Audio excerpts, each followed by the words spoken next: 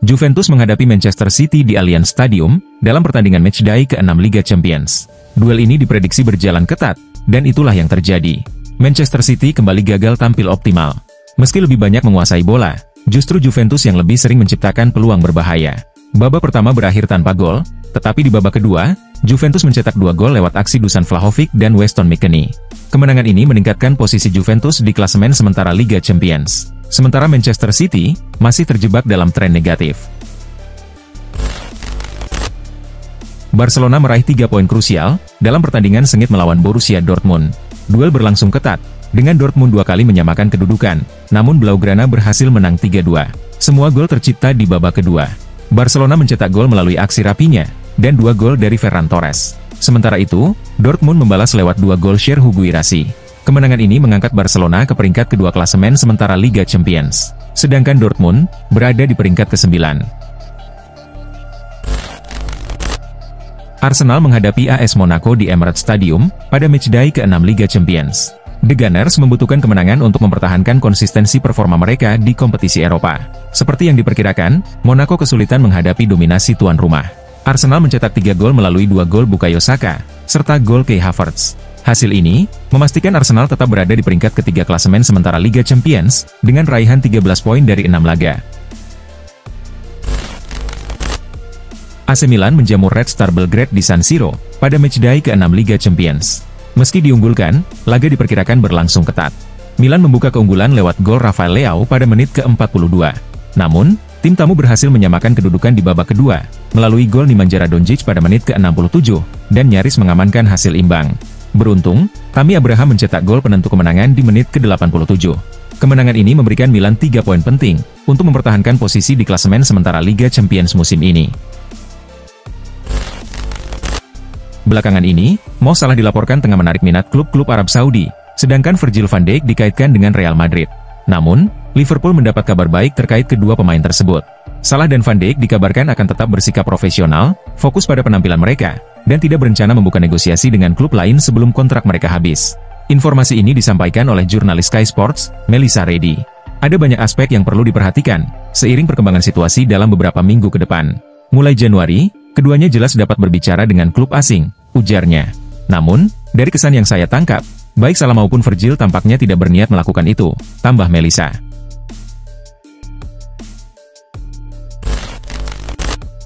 Alexander-Arnold masih terus dikaitkan dengan sejumlah klub lain hingga saat ini.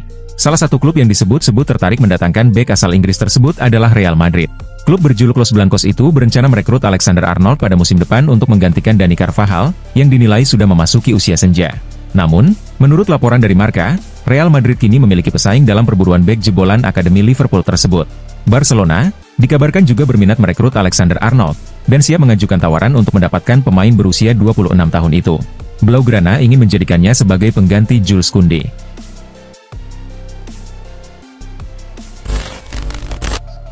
Real Madrid tengah merancang strategi jangka panjang untuk menjaga kekuatan lini tengah mereka, setelah Toni Kroos memutuskan pensiun. Berdasarkan laporan dari Marca, Presiden klub, Florentino Perez, telah mengincar pemain Chelsea, Enzo Fernandez, sebagai kandidat ideal untuk menggantikan peran Kroos. Enzo Fernandez dikenal memiliki teknik yang luar biasa dan visi taktis yang tajam, kualitas yang sejalan dengan standar tinggi Real Madrid untuk posisi gelandang tengah. Sejak bergabung dengan Chelsea, Fernandes telah menunjukkan kemampuannya dalam berbagai laga penting, khususnya di Premier League. Hal ini membuat Perez yakin bahwa Fernandes adalah pilihan yang tepat untuk membangun lini tengah Real Madrid yang solid dan kreatif di masa depan.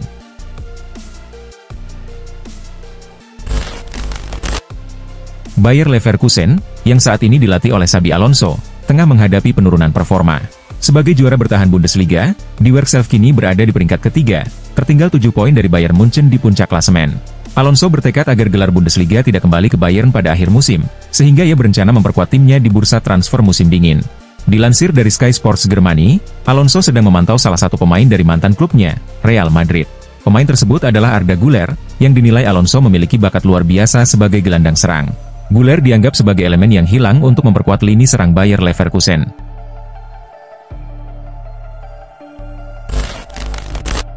Pep Guardiola kini memasuki tahun ke-8 sebagai manajer Manchester City, menjadikannya periode terlama dalam karir kepelatihannya. Selama menangani City, ia telah meraih banyak trofi, termasuk 6 gelar Premier League, dan 1 Liga Champions. Karena itu, City tidak ingin kehilangan Guardiola terlalu cepat, dan telah memperpanjang kontraknya hingga 2027, dari yang sebelumnya berakhir pada musim panas tahun depan. Keputusan ini menunjukkan keyakinan City terhadap Guardiola untuk terus mempertahankan kesuksesan. Jika Guardiola menyelesaikan kontraknya, ia akan genap 1 dekade bersama City. Tak heran jika Guardiola menyebut bahwa City kemungkinan besar akan menjadi klub terakhir dalam karirnya. Setelah kontraknya berakhir, Guardiola menyatakan dirinya tidak berencana menangani klub lain, dan membuka peluang untuk melatih tim nasional. Chelsea meminjam Jadon Sancho dari Manchester United pada musim panas 2024 dengan durasi 1 musim. Winger tersebut, yang sebelumnya tersisih dari skuad utama Manchester United, langsung menunjukkan performa impresif bersama Chelsea. Dalam 9 pertandingan Premier League, Sancho telah mencatatkan 3 assist dan 2 gol. Meskipun kerap mengalami rotasi, pemain berusia 24 tahun ini dinilai tampil cukup memuaskan. Menurut laporan Daily Mail, Chelsea kini berminat untuk mengontrak Sancho secara permanen. Di sisi lain, Manchester United juga menawarkan klausul pembelian permanen dengan harga sekitar 20 hingga 25 juta pounds, atau setara 404 miliar rupiah hingga 506 miliar rupiah.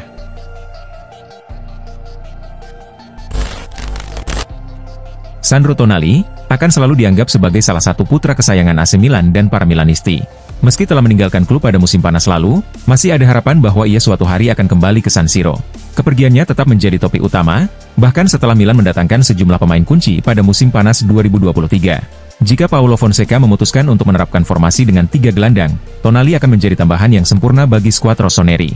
Namun, kemungkinan kembalinya Tonali dalam waktu dekat tampaknya kecil. Pasalnya, sang gelandang ingin menebus kesalahan kepada Newcastle, yang tetap memberikan kepercayaan dan dukungan selama ia dilarang bermain di dunia sepak bola.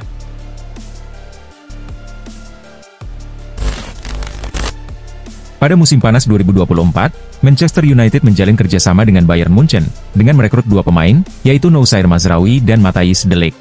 Keduanya kini menjadi pemain kunci di lini belakang MU, tampil konsisten, dan hampir selalu menjadi starter di skuad Setan Merah. Menurut laporan dari Sky Sports Germany, Manchester United kembali mengincar pemain Bayern Munchen, kali ini adalah Konrad Laimer. Laporan tersebut menyebutkan bahwa Ruben Amorim tertarik menjadikan Laimer bagian dari timnya. Amorim juga dikabarkan suka dengan fleksibilitas yang dimiliki Laimer. Ia menilai, sang pemain bisa jadi pemain yang oke untuk Setan Merah.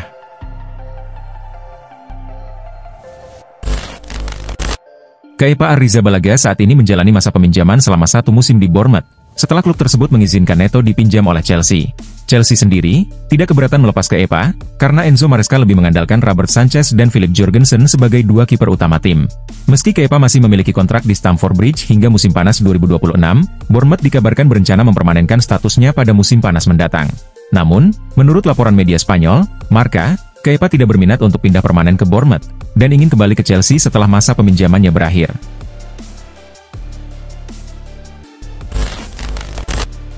Barcelona terus menghadapi kendala keuangan di luar lapangan, dan dikejar waktu untuk mengamankan dana, atau mereka berisiko kehilangan salah satu pemain bintangnya tanpa kompensasi saat bursa transfer musim dingin dibuka. Dani Olmo, sebelumnya bergabung dengan Barcelona dari RB Leipzig dengan kontrak berdurasi 6 tahun. Namun, kontraknya mencakup klausul yang memungkinkan dirinya pergi secara gratis, jika tidak didaftarkan kembali pada bursa transfer musim dingin, atau periode transfer berikutnya. Berdasarkan laporan Mundo Deportivo, Olmo hanya terdaftar untuk paruh pertama musim ini, sehingga Barcelona harus kembali berjuang mempertahankan statusnya di paruh kedua musim.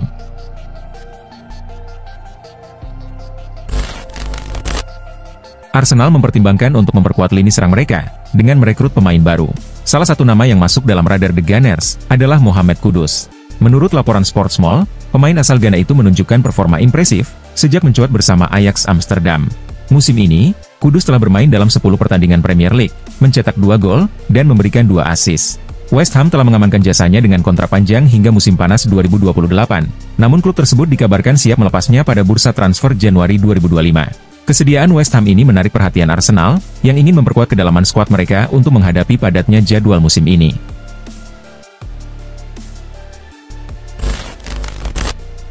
Martin Odegaard yang telah mencatatkan 100 pertandingan sebagai kapten Arsenal, kembali menunjukkan kualitas kepemimpinannya saat menghadapi Fulham di Premier League, dan memimpin tim dengan apik dalam laga Liga Champions melawan AS Monaco di Emirates Stadium.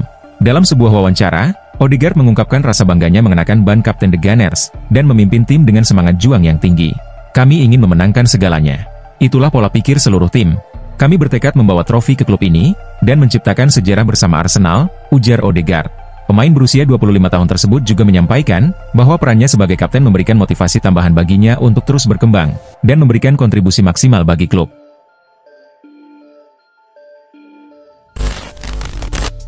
Pelatih Inter Milan, Simone Inzaghi, mengungkapkan bahwa timnya tidak tampil sesuai ekspektasi saat menghadapi Bayer Leverkusen di Liga Champions. Menurutnya, Nerazzurri tidak melakukan cukup banyak hal yang dapat membawa mereka meraih kemenangan. Ini adalah kekalahan yang mengecewakan, karena kami kehilangan rekor tak terkalahkan. Tetapi hal ini tidak mengurangi pencapaian kami selama 4 bulan terakhir, ujar Inzaghi. Ia juga menambahkan, bahwa timnya membuat lawan kesulitan saat menguasai bola, tetapi gagal menunjukkan kualitas permainan yang biasanya mereka miliki. Inzaghi menegaskan, bahwa di Liga Champions, setiap detail kecil dapat berakibat fatal. Ini adalah Liga Champions, hanya satu momen kecil saja sudah cukup untuk membuat Anda dihukum, tandasnya.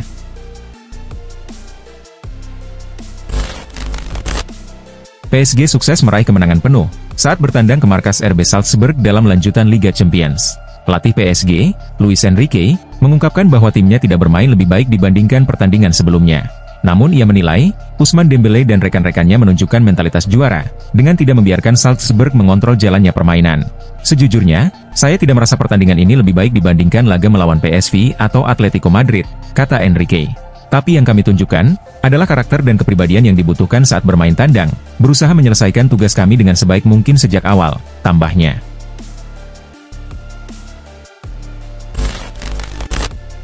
Menjelang dibukanya bursa transfer Januari, Tottenham dilaporkan berencana memperkuat lini pertahanan mereka, dengan merekrut seorang bek tengah. Langkah ini diambil, menyusul sejumlah cedera yang membuat lini belakang tim asuhan Ange Postecoglou semakin melemah. Menurut laporan dari Football Insider, Postecoglou akan mendapatkan dukungan finansial pada bursa transfer Januari, untuk mengatasi krisis di sektor pertahanan. Meskipun Spurs telah melakukan investasi besar pada bursa transfer musim panas lalu, mereka tidak merekrut bek tengah senior, meski telah melepas Eric Dier dan Joe Rodon.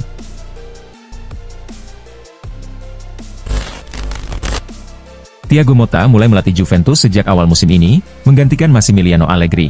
Pelatih asal Italia ini memulai karirnya sebagai arsitek Sinyonya tua, dengan hasil 3 kemenangan dan 2 kali imbang dalam 5 laga pertama. Motta juga membawa perubahan, dengan menerapkan gaya bermain menyerang, yang berbeda dari pendekatan pragmatis di era Allegri. Namun, memasuki pertengahan musim, performa menyerang Juventus mulai menurun. Meski sering mendominasi permainan, mereka kesulitan meraih kemenangan. Menurut legenda Juventus, Fabio Cannavaro, Motta masih memerlukan waktu untuk mengembangkan potensi terbaik timnya, terutama karena Juventus menjalani perombakan besar di awal musim ini.